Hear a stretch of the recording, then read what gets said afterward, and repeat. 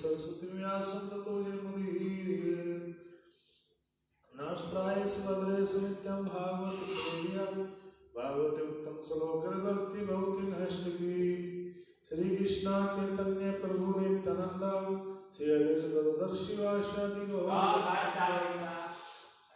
हरे कृष्ण कृष्ण कृष्ण हरे हरे हरे राम राम राम हरे हरे हरे कृष्ण।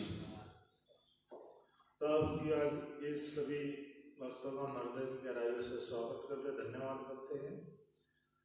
आज हम पाठ करेंगे विवेक सतकम, जिनको लिखा है प्रबोधन सरस्वती जी, भगवान के महान सुभक्त हुए वृंदावन धाम में। तो उन्होंने इस सतकम को लिखा है। अर्थात 100 सूत्र लिखे विवेक के ऊपर, बुद्धिमानी के ऊपर, कैसे हम बुद्धिमान बन सकते हैं या भगवान के ज्ञान के द्वारा हम कैसे बुद्धिमान हैं। तो इसमें बताया गया है, पहले जो है पहले नंबर से शुरू करते हैं। हरे कृष्णा कृष्णा कृष्णा हरे हरे, हरे राम राम राम हरे हरे। कह देह प्राप्त विसर्जन क्षीणमायु भूयसः, स्वल्पासक्ति विष्णाग्राहिणां वेदिनां, पुरे वृंदावन तटभुवखेद प्रदायः, किं कुर्वन्ते वर्जकुलो शिरोरति यत्नं नैवधि। कह रहे कि जो मेरा शरीर है और जो मेरे जीवन में जो दुख आ गए, अनप्लीजेंट जो दुख आए हैं, जिस दुख में शामिल है बुढ़ापा, और मेरी जो जीवन है वो उस बुढ़ापे के द्वारा खत्म होता जा रहा है। पूर्णानंद जी कह रहे हैं कि मेरे जीवन में अब एक दुख आया है।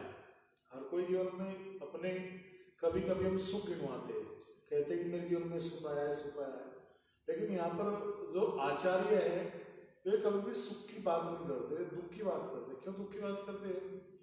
क्योंकि जो आज तथाकथित जो हम सुख कह रहे हैं वो भी दुखी है। एक बार परम पूज्य गौर कृष्ण पहुंची, जो मतलब अभी संसार में नहीं है, तो महाराज जी को संन्यास भी दिया था, तो एक बार बता रहे थे महाराज जी कि जो संसार के सुख है ना, आज जो हमें सुख लग रहा है वो कल दुख होने वाला है। कह रहे कि सुख और दुख इस तरह से है जैसे कि मल होता है, एक गीला मल है, एक सूखा मल है। जो सूख गया है और जो गीला है दोनों मल ही, लेकिन हम अंतर ये कर लेते हैं कि ये अच्छा है बुरा है। लेकिन कहते हैं कि इस प्रकार संसार में जो है तो दुख ही, लेकिन आज हम उसको सुख मान बैठे हैं। तो यहाँ पर कह रहे कि जो मेरी इंद्रियां हैं और वो धीरे धीरे कमजोर होती जा रही है अपने विषय से। अब उससे बड़ा दुख बता रहे प्रबोधन महाराज जी, एक तो बुढ़ापा आया है और दूसरा मेरी जो इंद्रिया है वो धीरे धीरे कमजोर होती जा रही है। और जो मैं इंद्रियों के द्वारा जो सुख चाहता था वो मैं वो ग्रहण नहीं कर सकता। अब मैं क्या करूंगा? वृंदावन धाम में रहकर, जब मैं वृंदावन धाम में भी हूं, जो धाम जिसकी महिमा है कि वो सारे दुखों को दूर कर सकता है। वृंदावन धाम की जो महिमा है उसकी है कि जैसे वृंदावन धाम में कोई जाएगा तो उसके सारे दुख दूर हो सकते हैं, डिस्ट्रेस अवे दूर हो सकते हैं दुख। और मैं नहीं जानता कि मैं ऐसा कौन सा प्रयास करूं कि मैं वो रत्न मिले मुझे जीवन में जो ब्रजवासियों को प्राप्त, अर्थात जो ब्रज में रहने वाले लोगों को जो सुख है वो मुझे कैसे मिले, मुझे उसका कोई भी ज्ञान नहीं है। कितनी अच्छी बात कही है। तो विवेक का मतलब बुद्धिमानी की बात करें कि ये भावना हमारी भी होनी चाहिए कि बुढ़ापा आता जा रहा है, जीवन खत्म होता जा रहा है। अब वृंदावन धाम में भी हम रह करके भी यदि इस वृंदावन धाम से मतलब यहाँ भक्ति का है जीवन से, कि भक्ति के जीवन में रह करके, भक्तों के संग में भी रह करके यदि हम उस आनंद को नहीं लूट पाए, तो वृंदावन धाम का मतलब ये नहीं कि एक स्थान का नाम वृंदावन है। वृंदावन जो है प्रभुपाद जी का चेतना का नाम है। किसका नाम है? चेतना। अगर आपकी चेतना शुद्ध है तो आप कहीं भी रह करके भक्ति कर सकते हो, वही आपका मन वृंदावन रह सकता है। नहीं तो वृंदावन में जाकर के भी मन कहाँ जाएगा, भौतिक संसार में चला जा तो वास्तव में व्यक्ति वृंदावन में नहीं है। जो वृंदावन में रह करके भौतिक विषयों का चिंतन कर रहा है वो वृंदावन में नहीं है, बल्कि जो वृंदावन से बाहर रह करके वृंदावन का चिंतन कर रहा है वो असली वृंदावन, चेतना का नाम वृंदावन। आगे कह रहे हैं कि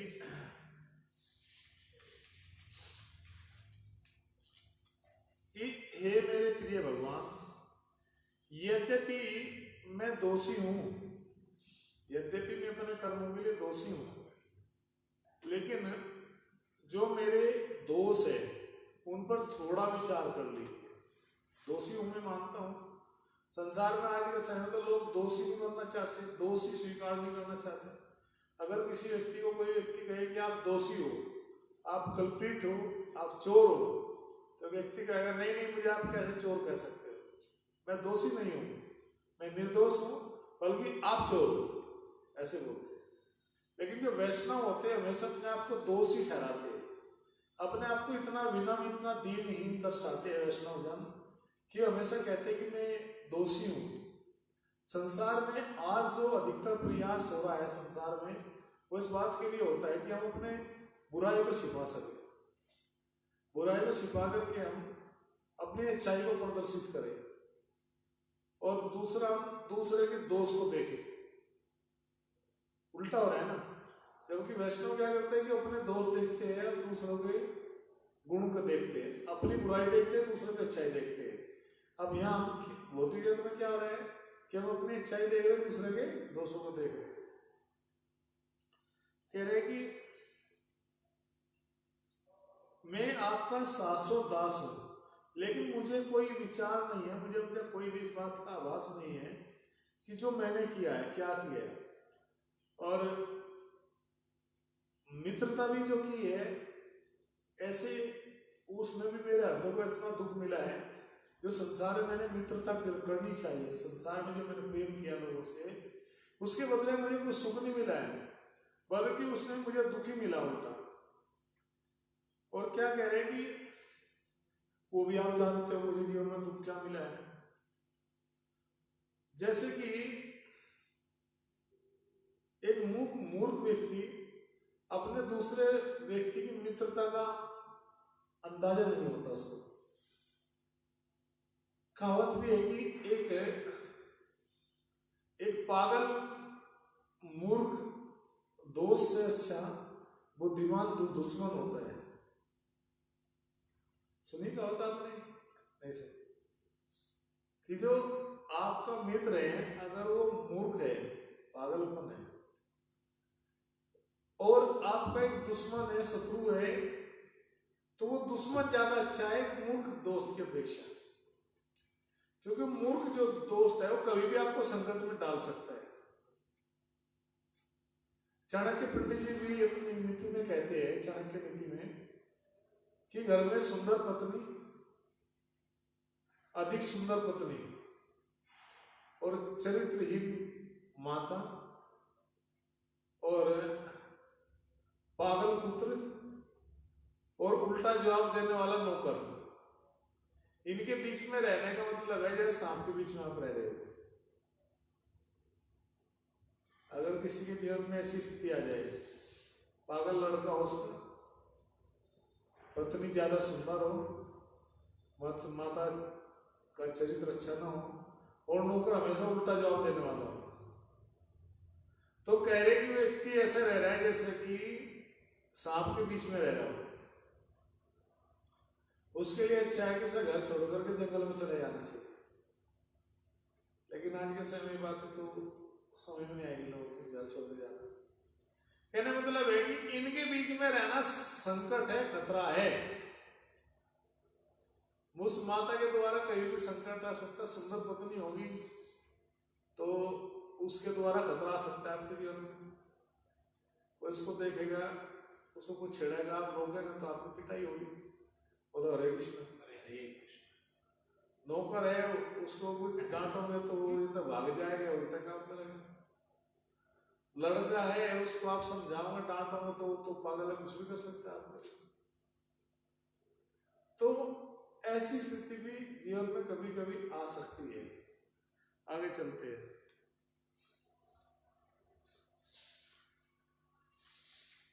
यद्यपि जीवात्मा जो है वो जन्म मृत्यु के चक्र में जो है तीनों संसारों में भटक रही है। तीन लोग है, उच्च लोक, मध्य लोक और निम्न लोक। तीनों लोगों में जीवात्मा जो है भटक रही है। चक्र बना हुआ है जन्म मृत्यु जरा व्याधि का। आज किसी का जन्म होता है, किसी की मृत्यु होती है, किसी को बुढ़ापा आता है, हर किसी के जीवन में बीमारी लगती है। लेकिन मानव को जो है एक सुंदर और एक गुणवान शरीर दिया गया था जीव के द्वारा। और आप जो है माता के गर्भ में भी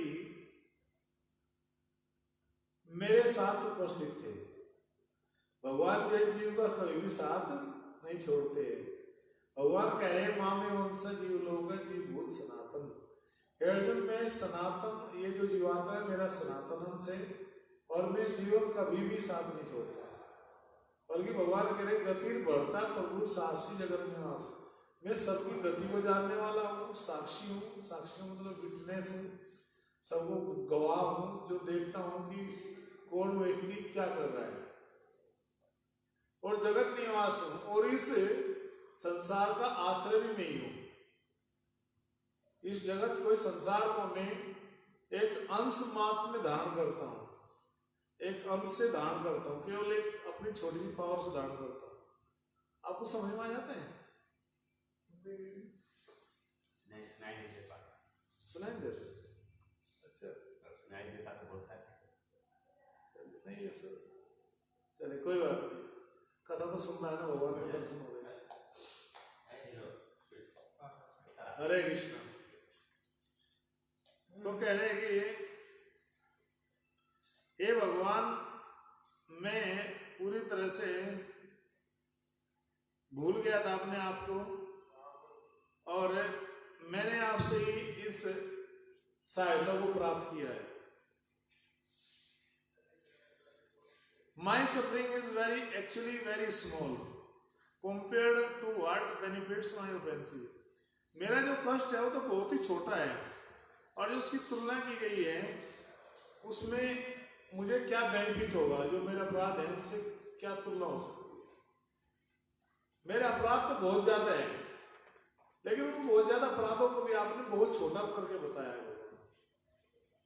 तो जो भक्त होते हैं, जो वैष्णव होते हैं, वो कभी भगवान से शिकायत नहीं करते, प्रभु मेरे जीवन में आपने संकट क्यों पैदा किया, मैंने आपको क्या बिगाड़ा था। तो मैं तो मंदिर में भी जाता था, दोनों हाथ उठा करके आपके सामने खड़ा भी होता था मंदिर में, आपको व्रत भी रखता था, संग भी किया मैंने, वर्णाश्रम के साथ में करताल भी बजाई, फिर मेरे जीवन में कष्ट क्यों आया है।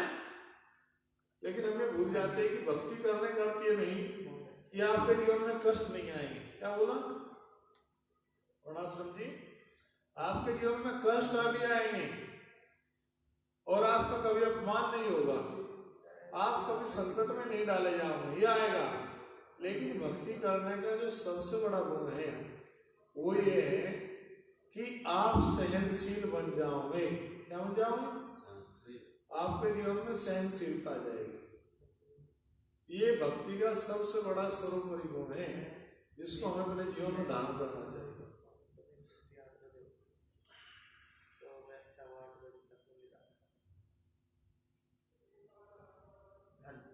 कह रहे कि I am such a fool that I sold my life just to fill my tiny belly. कि मैं इतना मूर्ख हूं कि मैंने अपने पेट को भरने के लिए, अपने उदर की पूर्ति के लिए, केवल पेट भरने के लिए मैंने अपने पूरे जीवन को बेच दिया है। यदि व्यक्ति एक दिन के भोजन के लिए किसी होटल पर जाकर के और अपने आप को बेच दे होटल के मालिक को केवल एक टाइम के भोजन के लिए, कितने के लिए? केवल एक टाइम का लंच खाने के लिए ताजमहल होटल में अपने आप को बेच दे, तो उसे क्या कहेंगे? बैठ जाइए। अगर आपको लंच मिले बढ़िया, रसगुल्ले, समोसे, इमरती चाउमीन, इमरती बर्फी, तो आप अपने आप को बेच दोगे? बेच दोगे? आप बेच दिया, आप बेच चुके हो।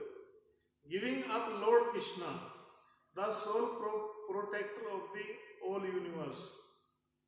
और मैंने आपको छोड़ दिया है हे कृष्णा, क्योंकि आप अखिल ब्रह्मांड के स्वामी हो। तो हमने भी तो अपने आप को बेच दिया ना माया के हाथों। कृष्णा भूले जीव यही बहिर्मुख। कृष्ण को भूलते ही जीव माया के बहिर्मुख हो जाता है और माया थप्पड़ मारने लगती है। पिटाई कौन करता है? वो स्वामी तो पिटाई करता है किसी की। भाई मालिक अपने नौकर की पिटाई करता है, जब गलती करता है इससे हम माया के क्या बन गया? गुलाम बन गया, नौकर बन गए। अब माया हमें पीट रही है। I fell into hands of kings, मैं वो राजाओं के हाथों में बिक चुका हूं।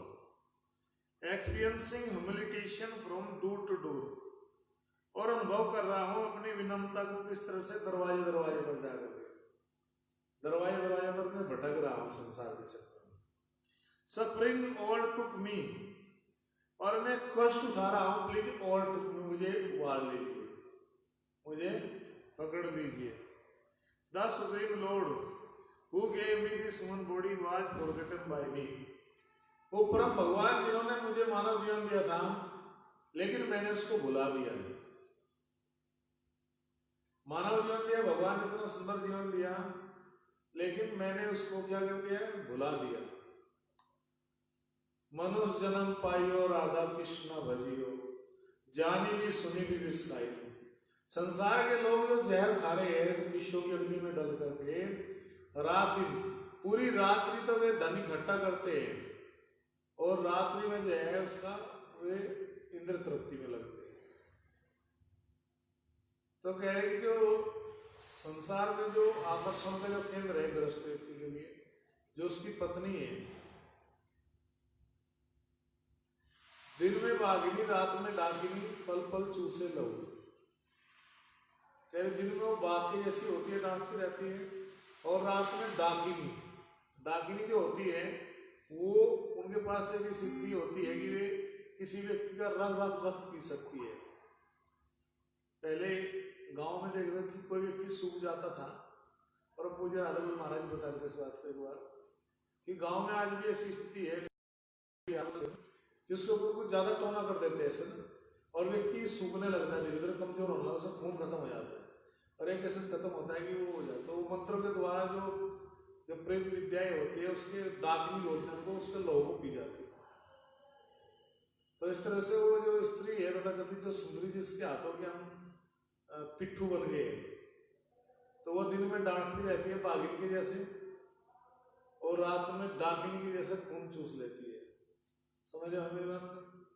पुरुष जब तो थक के आता है, फिर इंद्र तृप्ति करना चाहता है, तो जिसकी सब एनर्जी है वो सब चूस ली जाती है। फिर वो सूखे गन्ने के जैसा हो जाता है। जैसे गन्ना होता है ना, हमारे क्षेत्र में गन्ना होता है, तो कभी कभी गन्ना सड़क पे गिर जाता है, और उसके ऊपर वो कोई वाहन निकल जाए, कोई ट्रेन या ट्रैक्टर निकल जाए, ट्रक निकल जाए, तो पूरा छितर जा जाता है, और उसका सारा जूस तो निकल जाता है गन्ने का। गन्ना देखा होगा आपने, तो गन्ने का जब जूस निकल जाता है तो क्या बचता है लास्ट में?